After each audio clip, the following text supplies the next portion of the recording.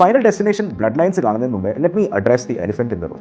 ഈ പടം കാണുന്നതിന് മുമ്പേ കഴിഞ്ഞ 5 ഫൈനൽ ഡെസ്റ്റിനേഷൻ പടങ്ങൾ കാണണമെന്ന് നിർബന്ധമാണോ, ആവശ്യമാണോ, വേണ്ടയോ? Well, the answer is no.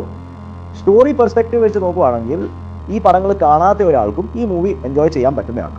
പക്ഷെങ്കിൽ ഈ പഴയ പടങ്ങൾ കണ്ടിരിക്കുന്നത് ഒരു അഡ്വാൻറ്റേജ് ആണ്. കാരണം ഈ മൂവിക്കകത്ത് കുറേ ക്ലോഷേഴ്സ് കൊടുക്കുന്നുണ്ട്. For example, Tony Todd play ചെയ്യുന്ന ക്യാരക്ടർ പുള്ളി ഓൾമോസ്റ്റ് എല്ലാ ഫൈനൽ ഡെസ്റ്റിനേഷൻ മൂവീസിൻ്റെ അതൊരു ക്യാമിയോ പോലെ അപ്പിയർ ചെയ്യുന്നുണ്ട്. അപ്പം നമ്മളെപ്പോഴും ഈ പുള്ളിയെ കാണുമ്പോൾ ഓർക്കും പുള്ളിക്ക് എങ്ങനെ അതിനെക്കുറിച്ചെല്ലാം അറിയാവുന്നത്, പുള്ളിക്ക് എങ്ങനെ അറിയാവുന്ന ഈ ആൾക്കാർ മരിക്കും, ഇവരെ കാണാൻ വരുമെന്ന്. ഇതിൻ്റെ അകത്ത് അതിനൊരു ക്ലോഷർ കൊടുത്തിട്ടുണ്ട്. പിന്നെ പഴയ ഫൈനൽ ഡെസ്റ്റിനേഷൻ മൂവീസിൻ്റെ അകത്ത് മരിച്ച ആൾക്കാർ ഇപ്പം നമ്മൾ ഓർത്തേക്കുന്ന ഇവരെല്ലാം റാൻഡം ആൾക്കാരാണ്. പക്ഷേ ഇതിൻ്റെ അകത്ത് ഒരു റീസൺ കൊടുത്തിട്ടുണ്ട്, ഈ ആൾക്കാരൊക്കെ എന്തിനാണ് മരിച്ചത്, ഈ ആൾക്കാർ മാത്രം എന്തോ മരിച്ചതെന്ന്. അപ്പോൾ ഇങ്ങനെ കുറേ ചെറിയ ചെറിയ കാര്യങ്ങൾക്ക് ഈ മൂവിക്കകത്ത് ക്ലോഷർ കൊടുത്തിട്ടുണ്ട്. പക്ഷെങ്കിൽ as A story point of view ഇത് ആവശ്യമില്ല. കാരണം ഈ മൂവി സെൽഫ് എക്സ്പ്ലനേറ്ററി ആണ്. പക്ഷെങ്കിൽ ഇതെല്ലാം കണ്ടിരിക്കുന്നത് നമുക്ക് ഒരു ബെറ്റർ എക്സ്പീരിയൻസ് നൽകുകയും. ടൈം സേവ് ചെയ്യാൻ വേണ്ടി 5 ഫിലിംസും കാണണമെന്നില്ല. ഫൈനൽ ഡെസ്റ്റിനേഷൻ 1 and 2 മാത്രം കണ്ടാലും ഇത് നിങ്ങൾക്ക് പ്രോപ്പർലി അടിപൊളിയായിട്ട് എക്സ്പീരിയൻസ് ചെയ്യാം.